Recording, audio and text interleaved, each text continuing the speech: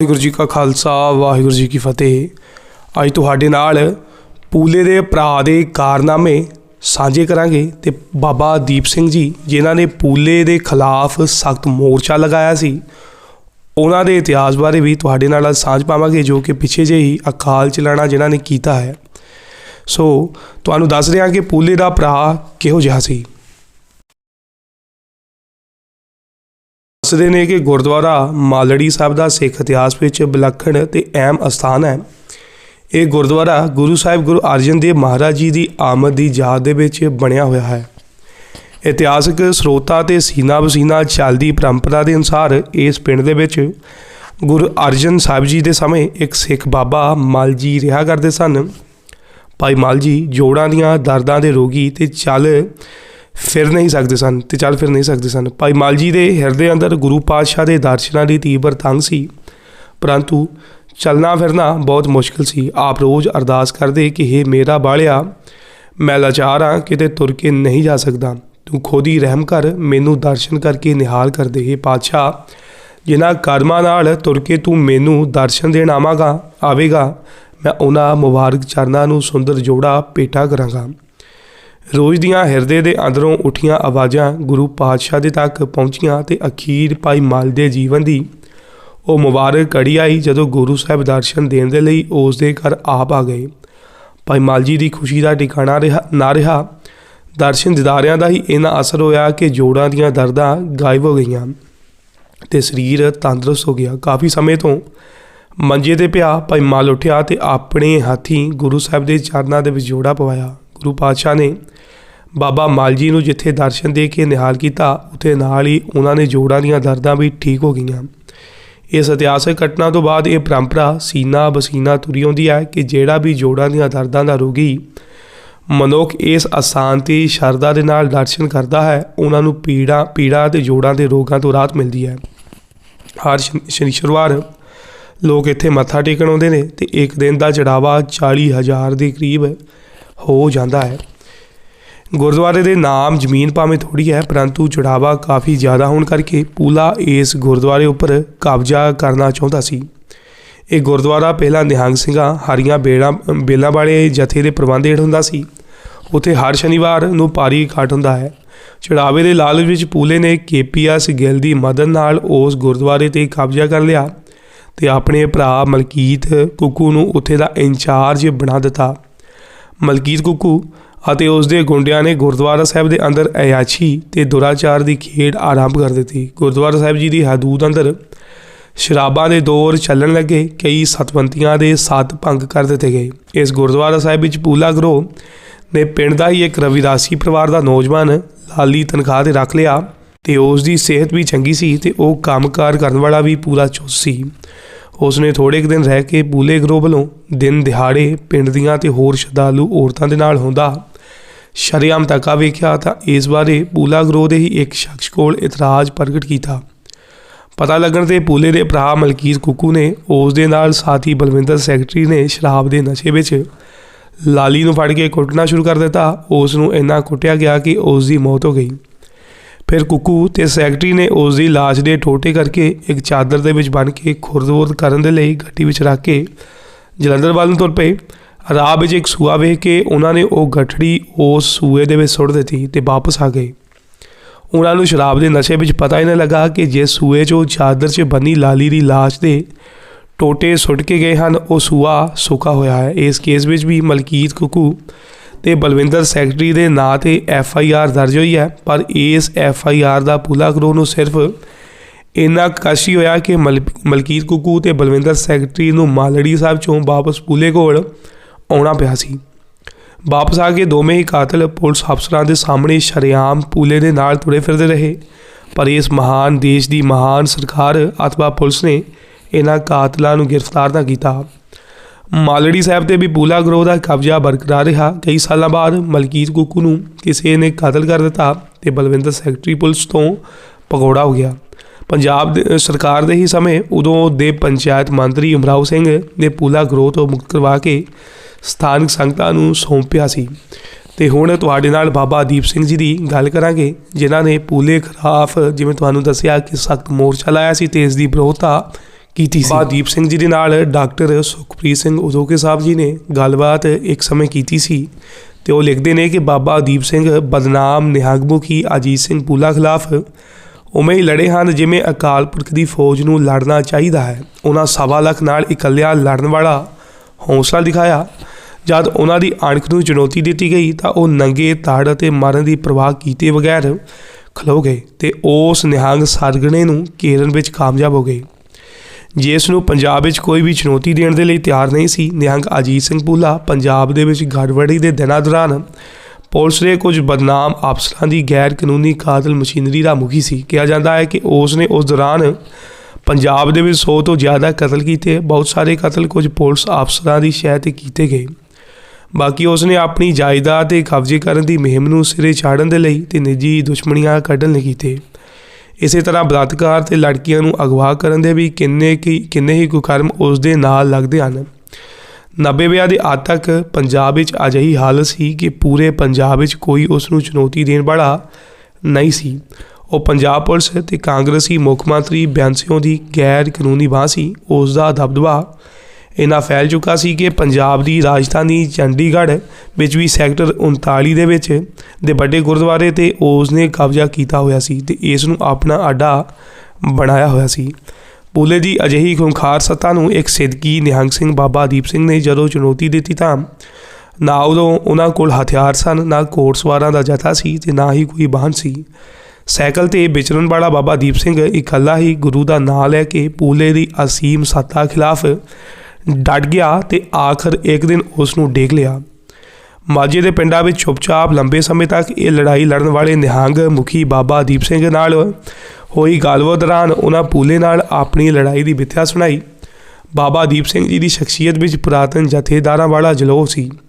ਇਹ ਦੇਖ ਮੌਜੂਦਾ ਦੌਰ ਦੇ ਬਹੁਤ ਸਾਰੇ ਨਿਹੰਗਾਂ ਦੀ ਤਰ੍ਹਾਂ ਡਰ ਦੀ ਭਾਵਨਾ ਨਹੀਂ ਪੈਦਾ ਕਰਦੀ, ਬਲਕਿ ਇਹ ਸੁਰੱਖਿਆ ਦਾ ਅਹਿਸਾਸ ਜਗਾਉਂਦੀ ਹੈ। ਖਾਲਸਾ ਸਾਧਨਾ 'ਤੇ ਵੀ ਤੇ ਦੀ ਸੂਰਮਤਾਈ ਦਾ ਸੁਮੇਲ ਹੁੰਦਾ ਹੈ। ਬਾਬਾ ਦੀਪ ਸਿੰਘ ਉਸ ਸੁਮੇਲ ਦੀ ਮੂਰਤ ਹਨ। ਅਜਿਹੇ ਵੀਰਾਂ ਦੀ ਜਵਾਜ਼ ਸ਼ਖਸੀਅਤ ਕਿਸੇ ਵੀ ਅੰਦਰ ਭੈ ਜਾਂ ਦਹਿਸ਼ਤ ਪੈਦਾ ਨਹੀਂ ਕਰਦੀ। ਕਿਸੇ ਨੇ ਕਿਹਾ ਹੈ ਕਿ ਖਾਲਸੇ ਦੀ ਸੂਰਵੀਰਤਾ ਨਿੱਘ ਪੈਦਾ ਕਰਦੀ ਹੈ। ਅੰਦਰੋਂ ਕਮਜ਼ੋਰ ਆਦਮੀ ਹੀ ਕੱਟੜ ਹੁੰਦੇ ਹਨ। ਦਲੇਰ ਅਤੇ ਸੂਰਵੀਰ ਉਦਾਰ ਅਤੇ ਖੁੱਲ੍ਹੇ ਦਿਲ ਵਾਲੇ ਹੁੰਦੇ ਹਨ। ਜ਼ਮੀਨ 'ਤੇ ਕਿਸਾਨਾਂ ਵਰਗੇ ਨਿਰਉਚੇਚ, ਕਿਸੇ ਵੀ ਤਰ੍ਹਾਂ ਦੀ ਹੀਣ ਭਾਵਨਾ ਤੋਂ ਮੁਕਤ। ਬਾਬਾ ਦੀਪ ਸਿੰਘ ਉੱਪਰ ਅਜੀਤ ਸਿੰਘ ਪੂਲਾ ਦੁਆਰਾ 1997 ਤੋਂ ਲੈ ਕੇ 2000 ਤੱਕ 4 ਹਮਲੇ ਕੀਤੇ ਗਏ। ਹਰ ਹਮਲੇ ਵਿੱਚ ਹੀ ਬਾਬਾ ਦੀਪ ਸਿੰਘ ਇਕੱਲੇ ਸਨ ਅਤੇ ਅਜੀਤ ਸਿੰਘ ਪੂਲਾ ਆਪਣੇ ਹਥਿਆਰਬੰਦ ਗਰੋਹ ਨਾਲ ਸੀ। ਇੱਕ ਮੌਕੇ ਰਾਤ ਸਮੇਂ ਹਮਲਾ ਕਰਕੇ ਉਹਨਾਂ ਨੇ ਬਾਬਾ ਦੀਪ ਸਿੰਘ ਦੀ ਬੁਰੀ ਤਰ੍ਹਾਂ ਮਾਰ ਕੁੱਟ ਵੀ ਕੀਤੀ। ਬਾਬਾ ਦੀਪ ਸਿੰਘ ਦੀ ਸ਼ਖਸੀਅਤ ਦਾ ਅੰਦਾਜ਼ਾ ਇੱਕ ਘਟਨਾ ਤੋਂ ਹੀ ਲੱਗ ਜਾਂਦਾ ਹੈ ਕਿ ਸ਼੍ਰੀ ਹਰਗੋਬਿੰਦਪੁਰ ਦੇ ਨੇੜੇ ਰਾਮਪੁਰ ਤਲਵਾੜਾ ਪਿੰਡ ਦੇ ਲੋਕਾਂ ਨੇ ਇੱਕ ਦਿਨ ਰਾਹ ਜਾਂਦੇ ਬਾਬਾ ਦੀਪ ਸਿੰਘ ਨੂੰ ਬੇਨਤੀ ਕੀਤੀ ਕਿ ਅਜੀਤ ਸਿੰਘ ਪੂਲੇ ਦੇ ਨਿਹੰਗ ਸਾਡੇ ਖੇਤਾਂ ਵਿੱਚ ਆਪਣੀਆਂ ਘੋੜੀਆਂ ਛੱਡ ਦਿੰਦੇ ਨੇ ਅਤੇ ਸਾਡੀਆਂ ਫਸਲਾਂ ਉਜਾੜ ਦਿੰਦੇ ਨੇ।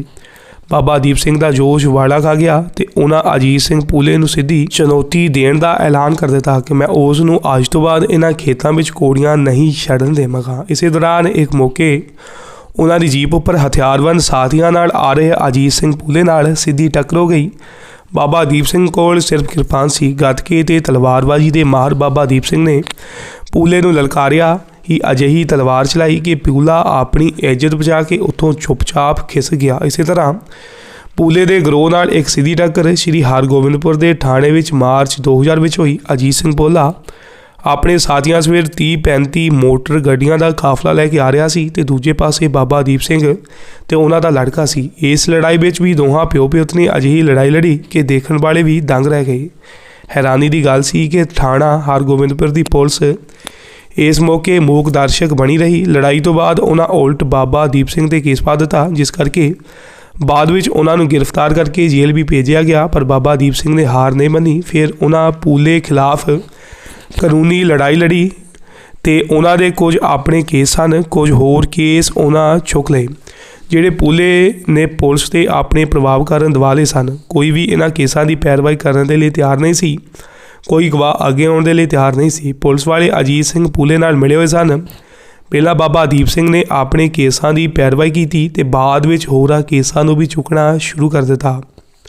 ਹੌਲੀ ਹੌਲੀ ਉਹਨਾਂ ਦੇ ਨਾਲ ਲੋਕ ਜੁੜਦੇ ਰਹੇ। ਇਹਨਾਂ ਹੀ ਦਿਨਾਂ ਦੌਰਾਨ ਕਰਨਲ ਜੀ.ਐਸ. ਸੰਧੂ ਦੀ ਅਗਵਾਈ ਵਾਲਾ ex serviceman human rights front ਵੀ ਉਹਨਾਂ ਦੀ ਹਮਾਇਤ 'ਤੇ ਆ ਗਏ। ਵਿੱਚ ਪਹਿਲੀ ਵਾਰ ਪੂਲੇ ਦੀ ਗ੍ਰਿਫਤਾਰੀ ਇਸ ਦੌਰਾਨ ਹੋਈ ਸੀ ਫਿਰ, ਪਰ ਇਸ ਮੌਕੇ ਉਸ ਨੂੰ ਜਲਦੀ ਜ਼ਮਾਨਤ ਮਿਲ ਗਈ। ਬਾਬਾ ਦੀਪ ਸਿੰਘ ਅਤੇ ਸਾਥੀਆਂ ਦੇ ਸਹਿਯੋਗ ਸਦਕਾ ਪੂਲਾ 29 ਜੁਲਾਈ 2004 ਨੂੰ ਦੁਬਾਰਾ ਗ੍ਰਿਫਤਾਰ ਕੀਤਾ ਗਿਆ। ਇਹ ਗ੍ਰਿਫਤਾਰੀ ਇੱਕ ਨਿਹੰਗ ਸੁਖਦੇਵ ਸਿੰਘ ਦੇ ਕਤਲ ਕੇਸ ਵਿੱਚ ਕੀਤੀ ਗਈ, ਜਿਸ ਨੂੰ ਅਜੀਤ ਸਿੰਘ ਪੂਲੇ ਨੇ 20 ਜੂਨ 2002 ਨੂੰ ਜ਼ਿਲ੍ਹਾ ਨਵਾਂਸ਼ਹਿਰ ਵਿੱਚ ਪਿੰਡ ਬਹਿਰਾਮ ਨੇੜੇ ਸੈਯਦ ਜ਼ੋਰਾ ਪੀਰ ਦੀ ਮਜ਼ਾਰ 'ਤੇ ਕਤਲ ਕੀਤਾ ਸੀ। ਇਸ ਗ੍ਰਿਫਤਾਰੀ ਤੋਂ ਬਾਅਦ ਪੂਲੇ ਦੀ ਸਲਤਨਤ ਡਿੱਗਣੀ ਸ਼ੁਰੂ ਹੋ ਗਈ। ਉਸ ਦੇ ਜੇਲ੍ਹ ਜਾਣ ਤੋਂ ਬਾਅਦ ਉਸ ਦੇ ਕਬਜ਼ੇ ਵਾਲੇ ਗੁਰਦੁਆਰਿਆਂ ਨੂੰ ਖਾਲੀ ਕਰਵਾ ਲਿਆ ਗਿਆ। ਪਿੰਡ ਪੂਲਾ ਪਿਛਲੇ ਭਾਈ ਤਾਰੂ ਸਿੰਘ ਦੇ ਗੁਰਦੁਆਰੇ ਦਾ ਕੰਟਰੋਲ ਸ਼੍ਰੋਮਣੀ ਕਮੇਟੀ ਦੇ ਹਵਾਲੇ ਕਰ ਦਿੱਤਾ ਗਿਆ। ਚੰਡੀਗੜ੍ਹ ਸੈਕਟਰ 31 ਵਿਚਾਲੇ ਗੁਰਦੁਆਰੇ ਨੂੰ ਵੀ ਸਥਾਨਕ ਪਿੰਡ ਦੇ ਲੋਕਾਂ ਨੇ ਪੂਲੇ ਦੇ ਆਦਮੀਆਂ ਤੋਂ ਖਾਲੀ ਕਰਵਾ ਲਿਆ। ਇਸ ਵੇਲੇ ਪੂਲੇ ਦੇ ਖਿਲਾਫ 14 ਦੇ ਕਰੀਬ ਅਜਿਹੇ ਕੇਸ ਸਨ ਜਿਨ੍ਹਾਂ ਦੀ ਬਾਬਾ ਦੀਪ ਸਿੰਘ ਪੈਰਵਾਈ ਕਰ ਰਹੇ ਸਨ। ਉਹ ਕਹਿੰਦੇ ਹਨ ਕਿ ਅਜਿਹਾ ਦੁਸ਼ਟ ਆਦਮੀ ਜੇ ਇਹਨੇ ਕੁਕਰਮ ਕਰਕੇ ਵੀ ਬਚ ਜਾਂਦਾ ਤਾਂ ਸਾਡਾ ਕੋਈ ਜਿਉਣਾ ਹੀ ਨਹੀਂ ਸੀ। ਪੂਲੇ ਦੇ ਕਾਰਨਾਮਿਆਂ ਦੀ ਲਿਸਟ ਬਹੁਤ ਲੰਬੀ ਹੈ। ਉਹ ਦੱਸਦੇ ਹਨ ਕਿ ਇਸ ਦਾ ਅਸਲ ਨਾਂ ਜਸਵਿੰਦਰ ਸਿੰਘ ਉਰਫ ਗੁੱਡ ਫਾਈਟਰ ਹੈ ਅਤੇ 80ਵੀਆਂ ਦੇ ਮੁੱਢ ਵਿੱਚ ਲੁਧਿਆਣੇ ਪੜ੍ਹਦਾ ਹੁੰਦਾ ਸੀ। ਉਸ ਵੇਲੇ ਤੋਂ ਹੀ ਇਹ ਬਦਮਾਸ਼ੀ ਦੇ ਵਿੱਚ ਪੈਰ ਧਰਦਾ ਸੀ ਅਤੇ ਇੱਥੇ ਇਸ ਨੇ ਪਹਿਲਾ ਕਤਲ ਕੀਤਾ, ਜਿਸ ਦੀ ਰਪਟ ਅੱਜ ਵੀ ਥਾਣਾ ਕੋਤਵਾਲੀ ਦੇ ਵਿੱਚ ਦਰਜ ਹੈ। ਇਸੇ ਕੇਸ ਵਿੱਚ ਉਸ ਨੂੰ 1981 ਵਿੱਚ ਭਗੌੜਾ ਕਰਾਰ ਦਿੱਤਾ ਗਿਆ। ਇਸ ਗ੍ਰਿਫਤਾਰੀ ਤੋਂ ਬਚਣ ਲਈ ਹੀ ਉਹ ਤਰਨਾ ਦਲ ਦੇ ਨਿਹੰਗ ਸਿੰਘਾਂ ਵਿੱਚ ਸ਼ਾਮਲ ਹੋ ਗਿਆ ਸੀ, ਜਿਸ ਦੇ ਜਥੇਦਾਰ ਬਾਬਾ ਬਿਸ਼ਨ ਸਿੰਘ ਸਨ ਅਤੇ ਮੀਤ ਜਥੇਦਾਰ ਬਾਬਾ ਕਾਹਨ ਸਿੰਘ ਸਨ। ਇੱਥੇ ਵੀ ਉਸ ਦੀਆਂ ਕਾਰਵਾਈਆਂ ਸ਼ੱਕੀ ਸਨ। ਬਾਬਾ ਕਾਹਨ ਸਿੰਘ ਦੀ ਮੌਤ ਤੋਂ ਬਾਅਦ ਇਸ ਨੇ ਉਹਨਾਂ ਦੇ ਅਧੀਨ ਪੈਂਦੇ ਸਾਰੇ ਗੁਰਦੁਆਰਿਆਂ 'ਤੇ ਕਬਜ਼ਾ ਕਰ ਲਿਆ। ਇਸ ਸਮੇਂ ਦੌਰਾਨ ਉਸ ਦਾ ਸੰਪਰਕ ਕੁਝ ਪੁਲਿਸ ਅਫਸਰਾਂ ਦੇ ਨਾਲ ਹੋ ਗਿਆ ਅਤੇ ਉਸ ਨੇ ਪੁਲਿਸ ਨਾਲ ਮਿਲ ਕੇ ਕੰਮ ਕਰਨਾ ਸ਼ੁਰੂ ਕਰ ਦਿੱਤਾ। ਇਸ ਤੋਂ ਬਾਅਦ 2 ਦਹਾਕੇ ਤੱਕ ਉਸ ਦੇ ਤਸ਼ੱਦਦ ਦਾ ਅਮੁੱਕ ਦੌਰ ਚੱਲਿਆ, ਜਿਸ ਵਿੱਚ ਉਸ ਨੇ ਕਤਲਾਂ, ਬਲਾਤਕਾਰਾਂ ਅਤੇ ਅਗਵਾ ਦੇ ਦੌਰਾਨ ਸੈਂਕੜੇ ਨੌਜਵਾਨਾਂ ਨੂੰ ਵੱਖ-ਵੱਖ ਪੁਲਿਸ ਮੁਕਾਬਲਿਆਂ ਵਿੱਚ ਮਰਵਾਇਆ ਸੀ। 9 ਅਕਤੂਬਰ 2000 ਵਿੱਚ ਇੱਕ 14 ਸਾਲ ਦੀ ਲੜਕੀ ਨੂੰ ਅਗਵਾ ਕਰ ਲਿਆ ਗਿਆ। ਕਤਲ ਦੇ ਕਿੰਨੇ ਹੀ ਕੇਸਾਂ ਦੇ ਵੇਰਵੇ ਹੌਲੀ ਹੌਲੀ ਸਾਹਮਣੇ ਆ ਰਹੇ ਸਨ। ਇਹਨਾਂ ਦੀ ਗਿਣਤੀ 100 ਤੋਂ ਜ਼ਿਆਦਾ ਦੱਸੀ ਜਾਂਦੀ ਹੈ। ਬਹੁਤ ਸਾਰੇ ਕਤਲ ਜ਼ਮੀਨਾਂ ਹੜੱਪਣ ਲਈ ਕੀਤੇ ਗਏ। ਪੂਲੇ ਨੇ ਇਹ ਅਸੀਮ ਤਾਕਤ 80ਵੀਆਂ ਅਤੇ 90ਵਿਆਂ ਦੌਰਾਨ ਪੰਜਾਬ ਪੁਲਿਸ ਦੇ ਕੁਝ ਅਫਸਰਾਂ ਦੀ ਗੈਰ ਕਾਨੂੰਨੀ ਪ੍ਰਾਈਵੇਟ ਆਰਮੀ ਬਣ ਕੇ ਹਾਸਲ ਕੀਤੀ ਅਤੇ ਪੰਜਾਬ ਪੁਲਿਸ ਦੇ ਇੱਕ ਸੀਨੀਅਰ ਅਫਸਰ ਉੱਪਰ ਉਸ ਦੌਰ ਦੌਰਾਨ ਚੰਡੀਗੜ੍ਹ ਵਿੱਚ ਹੋਏ ਇੱਕ ਹਮਲੇ ਤੋਂ ਬਾਅਦ ਖਾੜਕੂ ਬਲਵਿੰਦਰ ਸਿੰਘ ਜਟਾਣਾ ਦੇ ਪਰਿਵਾਰ ਨੂੰ ਸਾੜਨ ਦਾ ਕਾਰਨਾਮਾ ਅਜੀਤ ਸਿੰਘ ਪੂਲਾ ਨੇ ਹੀ ਸਿਰੇ ਚਾੜ੍ਹਿਆ ਸੀ। ਪੁਲਿਸ ਅਫਸਰ 'ਤੇ ਹੋਏ ਇਸ ਹਮਲੇ ਦੇ ਵਿੱਚ ਜਟਾਣਾ ਸ਼ਾਮਲ ਦੱਸਿਆ ਜਾਂਦਾ ਸੀ। ਪੁਲਿਸ ਦੀ ਅਜਿਹੀ ਸੇਵਾ ਬਦਲੇ ਹੀ ਪੂਲੇ ਨੂੰ ਆਪਣੀ ਵਿਸ਼ਾਲ ਨਿੱਜੀ ਸਲਤਨਤ ਕਾਇਮ ਕਰਨ ਦਾ ਮੌਕਾ ਦਿੱਤਾ ਗਿਆ ਅਤੇ ਪੁਲਿਸ ਅਤੇ ਸਰਕਾਰੀ ਤੰਤਰ ਅੰਦਰ ਉਸ ਦਾ ਪ੍ਰਭਾਵ ਇੰਨਾ ਗਹਿਰਾ ਬਣ ਗਿਆ ਕਿ ਗ੍ਰਿਫਤਾਰ ਹੋਣ ਤੋਂ ਬਾਅਦ ਲੁਧਿਆਣਾ ਜੇਲ੍ਹ ਵਿੱਚ ਉਸ ਨੂੰ ਵਿਸ਼ੇਸ਼ ਸਹੂਲਤਾਂ ਦਿੱਤੀਆਂ ਗਈਆਂ। ਪੂਲੇ ਵਿਰੁੱਧ ਮੁਹਿੰਮ ਵਿੱਚ ਸ਼ਾਮਲ ਕਰਨਲ ਸੰਧੂ ਨੇ ਉਸ ਵੇਲੇ ਦੋਸ਼ ਲਾਇਆ ਸੀ ਕਿ ਉਸ ਸਮੇਂ ਪੰਜਾਬ ਦੀ ਕਾਂਗਰਸ ਸਰਕਾਰ ਜੇਲ੍ਹਾਂ ਬਾਰੇ ਮੰਤਰੀ ਮਲਕੀਤ ਸਿੰਘ ਬੀਰਮੀ ਦੀ ਪੂਲੇ ਨਾਲ ਨੇੜਤਾ ਹੈ ਅਤੇ ਇਸੇ ਨੇੜਤਾ ਸਦਕਾ ਪੂਲੇ ਨੂੰ ਜੇਲ੍ਹ ਵਿੱਚ ਵਿਸ਼ੇਸ਼ ਖਾਣੇ ਅਤੇ ਮੋਬਾਈਲ ਤੋਂ ਇਲਾਵਾ ਹਰ VIP ਸਹੂਲਤ ਹਾਸਲ ਹੈ। ਬਾਬਾ ਦੀਪ ਸਿੰਘ ਜੀ ਨੇ ਉਸ ਮੁਲਾਕਾਤ ਦੇ ਦੌਰਾਨ ਉਦੋਂ ਕੇ ਸਾਹਿਬ ਜੀ ਨੂੰ ਦੱਸਿਆ। ਉਹ ਕਹਿੰਦੇ ਸਨ ਕਿ 90 ਤੱਕ ਦਾ ਪੂਲੇ ਦਾ ਇੰਨਾ ਦਬਦਬਾ ਸੀ ਕਿ ਅਸੀਂ ਵੀ ਉਸ ਦੇ ਖਿਲਾਫ ਬੋਲਣ ਦੀ ਹਿੰਮਤ ਨਹੀਂ ਕਰ ਸਕੇ, ਪਰ ਅੱਤ ਖੁਦਾ ਦਾ ਬਹਿਰ ਹੁੰਦਾ ਹੈ। ਉਸ ਨੇ ਆਪਣੇ ਅਤਿਆਚਾਰਾਂ ਰਾਹੀਂ ਸਾਨੂੰ ਖੜੇ ਹੋਣ ਲਈ ਮਜਬੂਰ ਕਰ ਦਿੱਤਾ। ਉਹ ਜ਼ਾਦੇ ਸਨ ਕਿ ਉਸ ਵੇਲੇ ਸਾਡੇ ਕੋਲ ਪੂਲੇ ਖਿਲਾਫ ਲੜਨ ਲਈ ਨਾ ਹਥਿਆਰ ਸਨ, ਨਾ ਤਾਕਤ ਅਤੇ ਨਾ ਹੀ ਪੈਸਾ, ਪਰ ਉਸ ਨੇ ਅਜਿਹੀ ਹਾਲਤ ਪੈਦਾ ਕਰ ਦਿੱਤੀ ਕਿ ਅਸੀਂ ਸੋਚਿਆ ਕਿ ਇੰਝ ਮਰਨ ਨਾਲੋਂ ਤਾਂ ਲੜ ਕੇ ਮਰਨਾ ਚੰਗਾ ਹੈ। ਉਸ ਵੇਲੇ ਸਾਨੂੰ ਇਹ ਉਮੀਦ ਨਹੀਂ ਸੀ ਕਿ ਅਸੀਂ ਉਸ ਨੂੰ ਇਸ ਤਰ੍ਹਾਂ ਟੱਕਰ ਦੇ ਪਾਵਾਂਗੇ, ਪਰ ਗੁਰੂ ਖੁਦ ਹੀ ਵਸੀਲੇ ਬਣਾਉਂਦਾ ਗਿਆ ਅਤੇ ਅੱਗਿਓਂ ਅੱਗੇ ਰਾਹ ਨਿਕਲਦੇ ਗਏ। ਮਦਦ ਕਰਨ ਵਾਲੇ ਵੀ ਗੁਰੂ ਨੇ ਹੀ ਭੇਜੇ। ਬਾਬਾ ਦੀਪ ਸਿੰਘ ਦੀ ਹਾਸੀ ਇਸ ਗੱਲ ਦਾ ਪ੍ਰਮਾਣ ਹੈ ਕਿ ਕਿਵੇਂ ਯੁੱਧ ਵੀ ਕਿਸੇ ਹਾਲਤ ਵਿੱਚ ਇਬਾਦਤ ਬਣ ਜਾਂਦਾ ਹੈ। ਉਹਨਾਂ ਦੀ ਇਹ ਲੜਾਈ ਆਸਥਾ ਦੀ ਲੜਾਈ ਸੀ। ਉਹ ਕਹਿੰਦੇ ਸਨ ਕਿ ਮੈਂ ਸਿਰਫ ਲੜ ਰਿਹਾ ਸਾਂ ਅਤੇ ਲੜਨਾ ਹੀ ਜਾਣਦਾ ਸਾਂ। ਖਬਰਾਂ ਲਗਾਉਣੀਆਂ ਜਾਂ ਪ੍ਰੈਸ ਨੂੰ ਸੰਬੋਧਨ ਕਰਨਾ ਮੈਨੂੰ ਨਹੀਂ ਸੀ ਆਉਂਦਾ। ਅਸੀਂ ਮਰਨ ਤੋਂ ਬਾਅਦ ਲੜ ਰਹੇ ਸਾਂ। ਅਸੀਂ ਗਰੀਬ ਅਤੇ ਸਧਾਰਨ ਲੋਕ ਪੂਲੇ ਨਾਲ ਲੜਨ ਯੋਗ ਨਹੀਂ ਸਾਂ, ਪਰ ਅਸੀਂ ਉਸ ਦੇ ਰਹਿਮ 'ਤੇ ਜਿਉਣ ਲਈ ਵੀ ਤਿਆਰ ਨਹੀਂ ਸਾਂ। ਅਸੀਂ ਸੋਚਿਆ ਮਰ ਤਾਂ ਜਾਣਾ ਹੀ ਹੈ, ਕਿਉਂ ਨਾ ਲੜ ਕੇ ਮਰੀਏ, ਹੋਰ ਨਹੀਂ ਤਾਂ ਮਰਨ ਤੋਂ ਪਹਿਲਾਂ ਇਸ ਬਦਮਾਸ਼ ਨੂੰ 4 ਗਾਲਾਂ ਹੀ ਕੱਢ ਜਾਈਏ। ਉਹਨਾਂ ਦਲੇਰੀ, ਸਬਰ ਤੇ ਸਿਦਕ ਦਾ ਰਾਹ ਫੜਿਆ ਤੇ ਅੱਜ ਇਸ ਹਾਲਾਤ ਵਿੱਚ ਹਨ ਕਿ ਪੂਲੇ ਦੀ ਸਲਤਨਤ ਤੋਂ ਵੱਡੀ ਸੱਟ ਮਾਰ ਚੁੱਕੇ ਹਨ। ਬਾਬਾ ਦੀਪ ਸਿੰਘ ਹੁਣ ਪੂਲੇ ਨੂੰ ਕਾਨੂੰਨੀ ਸਜ਼ਾ ਦਿਵਾਉਣ ਦੇ ਮਿਸ਼ਨ ਤੇ ਸਨ ਤੇ ਖਾਨਪੁਰ ਖੰਡ ਵਿੱਚ ਪੂਲਾ ਅੰਮ੍ਰਿਤਸਰ ਜੇਲ੍ਹ ਵਿੱਚ ਬੰਦ ਸੀ, ਜਿੱਥੇ ਸਿੰਘਾਂ ਨੇ ਉਸ ਨੂੰ ਸੌਦਾ ਲਗਾ ਦਿੱਤਾ। ਸੋ ਹੁਣ ਤਾਂ ਬਾਬਾ ਦੀਪ ਸਿੰਘ ਜੀ ਇਸ ਫਾਨੀ ਦੁਨੀਆ 'ਤੇ ਨਹੀਂ ਰਹੇ। ਸੋ ਇਸ ਪ੍ਰਕਾਰ ਬਾਬਾ ਦੀਪ ਸਿੰਘ ਜੀ ਨੇ ਪੂਲੇ ਦੇ ਖਿਲਾਫ ਜੰਗ ਲੜੀ ਸੀ, ਜਿਸ ਨੂੰ ਭਾਈ ਡਾਕਟਰ ਸੁਖਪ੍ਰੀਤ ਸਿੰਘ ਉਦੋਕੇ ਸਾਹਿਬ ਜੀ ਨੇ ਆਪਣੀ ਪੁਸਤਕ ਅੱਤ ਦਾ ਅੰਤ ਦੇ ਵਿੱਚ ਬਿਆਨ ਕੀਤਾ ਹੋਇਆ ਹੈ। ਵਾਹਿਗੁਰੂ ਜੀ ਕਾ ਖਾਲਸਾ, ਵਾਹਿਗੁਰੂ ਜੀ ਕੀ ਫਤਿਹ।